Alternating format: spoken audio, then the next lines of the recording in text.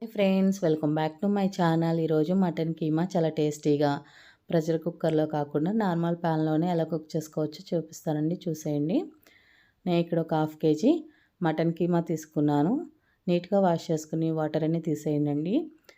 అందులోకి 4 లేదా 5 పచ్చిమిర్చి, 2 ఉల్లిపాయలు, 8 లేదా 10 జీడిపప్పు తీసుకుని మెత్తని పేస్ట్ లాగా మిక్సీ పట్టుకోండి. తర్వాత స్టవ్ పై ప్యాన్ పెట్టుకుని 4 లేదా 5 స్పూన్ల ఆయిల్ వేసుకుని ఈ పేస్ట్ మిశ్రమాన్ని అందులో వేసేసి, అలాగే ఒక స్పూన్ అల్లం వెల్లుల్లి పేస్ట్ కూడా వేసుకుని పచ్చివాసన పోయేంత వరకు ఇలా తిప్పుకుంటూ వేపుకోండి.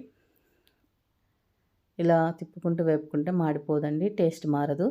ఇలా వేపుకున్న దాంట్లో మనం ముందుగా వాష్ చేసి పెట్టుకున్న మటన్ కీమా, అలాగే ఒక స్పూన్ అల్లం వెల్లుల్లి పేస్ట్, ఒక హాఫ్ స్పూను పసుపు, ఒక 2 స్పూన్ల ఉప్పు, అలాగే కొంచెం కరివేపాకు, కొంచెం కొత్తిమీర, కొంచెం పుదీనా వేసుకొని తిప్పుకొని ఒకసారి మూత పెట్టుకొని మటన్లో వాటర్ వచ్చేంత వరకు కుక్ చేసుకోండి. ఈ కర్రీ చపాతీలోకైనా, రోటీలోకైనా, పుల్కా, పూరి, అలాగే జొన్న రొట్టి దేంట్లోకైనా చాలా బాగుంటుందండి. వైట్ రైస్, బగారన్నం, వెజిటేబుల్ బిర్యానీ ఎందులోకైనా చాలా పర్ఫెక్ట్గా ఉంటుంది. ఒకసారి ట్రై చేయండి. పిల్లలకి కూడా చాలా హ్యాపీగా పెట్టేయచ్చు. పిల్లలకి మటన్ అరుగుతుందా లేదా అని మనం చాలా సందేహిస్తాం కదా.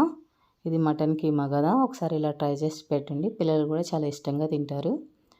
ఇలా వాటరు ఫామ్ అయినాక ఒక 2 స్పూన్ల కారం, ఒక స్పూన్ ధనియా పౌడర్ వేసుకొని ఒకసారి తిప్పుకొని మూత పెట్టుకోండి.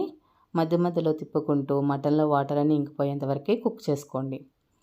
ఇలా కుక్ చేసుకున్న దాంట్లో ఉప్పు, కారం సరిపోయినాయి లేదా చెక్ చేసుకొని, చాలకపోతే యాడ్ చేసుకొని, హాఫ్ కేజీ మటన్ కీమాకి 750 ml వాటర్ సరిపోతాయండి. 750 ml వాటర్ పోసుకొని మీడియం ఫ్లేమ్లో వాటర్ అన్నీ ఇంకిపోయేంత వరకు కుక్ చేసుకోండి. అదే ప్రెషర్ కుక్కర్లో అయితే 250 ml వాటర్ పోసుకొని 5 లేదా 6 విజిల్స్ వచ్చే వరకు కుక్ చేసుకోండి.